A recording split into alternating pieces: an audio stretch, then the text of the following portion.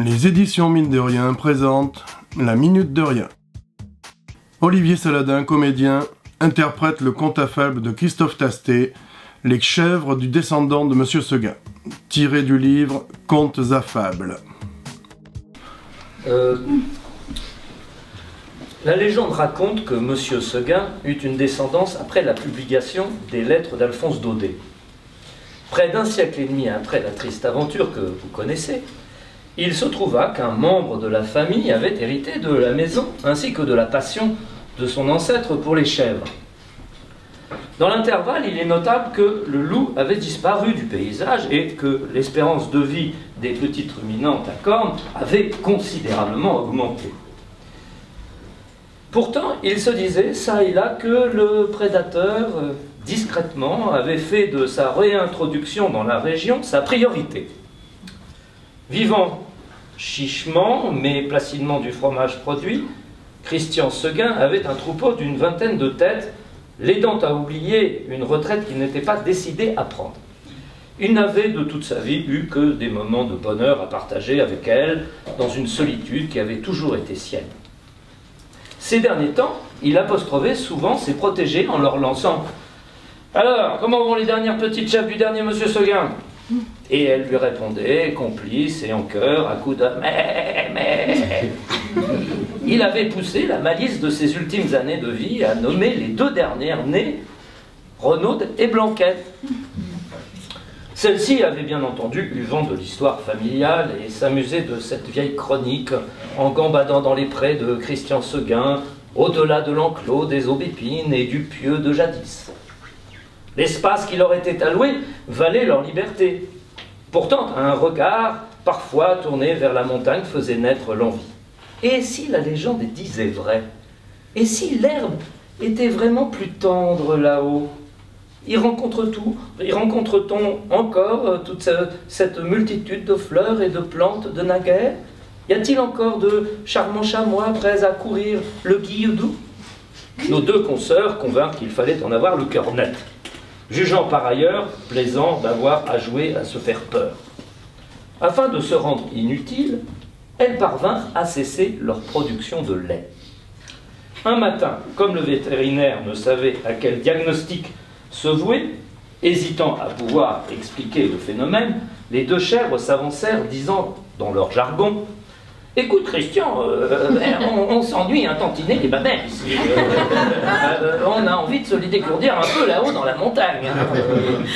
Voyons donc, elle est bonne celle-là, vous ne pensez pas me refaire le coup ?» cria-t-il, stupéfait.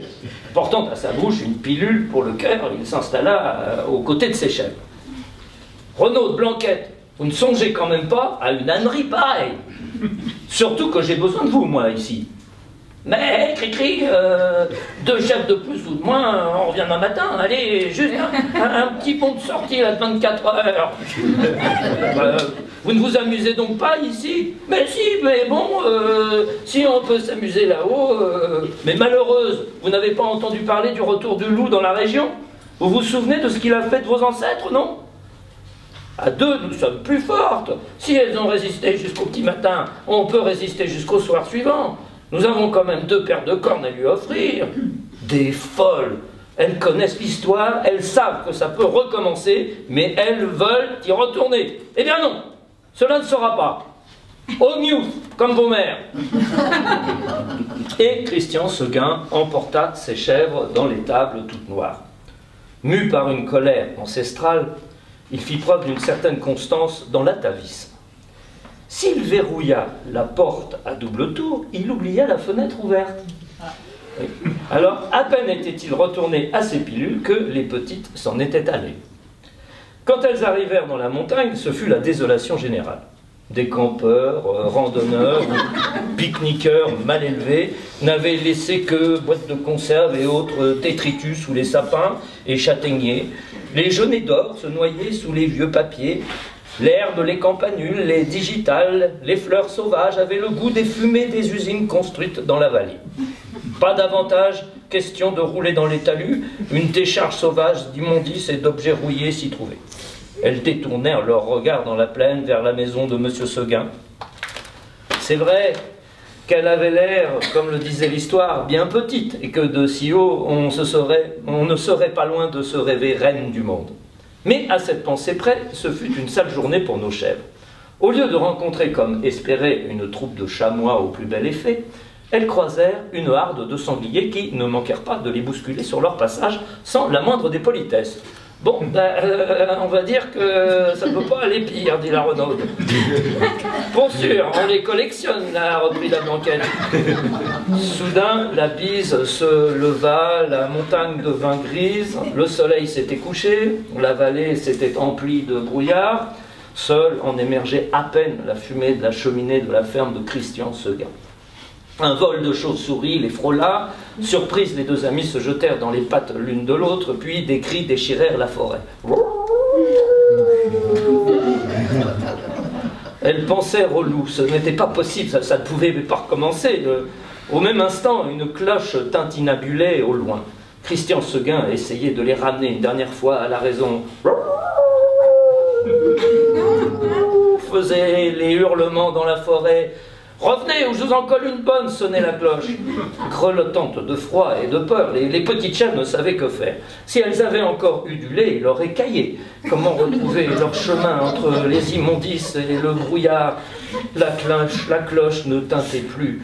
Un bruit de broussailles se fit alors entendre derrière elle. Je crois qu'il va falloir tenir au-delà du petit matin, hein. Je le crains, je vise la tête et tu prends les fesses. En se retournant, elles virent apparaître une paire d'oreilles courtes, bien droites, surmontant deux catadiotes.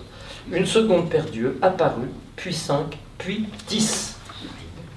Tu veux que je te dise, Blanquette? Je crois que le loup est effectivement en passe de réussir sa réintroduction dans la région. Oui, je crains aussi que ça nous fasse morfler sévère, cette constatation. Bon, pour le record du monde, ça va être compliqué à battre. Je prends le petit à gauche, tu prends les autres, Renaude. Le carnage dura 2 minutes. À l'aube, l'histoire dit que Christian Seguin fut réveillé par les ronflements repus des loups. Il alla porter plainte à la préfecture dans laquelle les fonctionnaires n'ont toujours pas, à ce jour, fini de rigoler. Comme quoi, il suffit d'un conte pour qu'un fonctionnaire retrouve sa joie d'enfant. Quant aux chèvres, si elles n'ont toujours pas compris, c'est que l'on n'est pas loin d'extinction d'espèces. Chez les Seguin historiques, c'est en voie.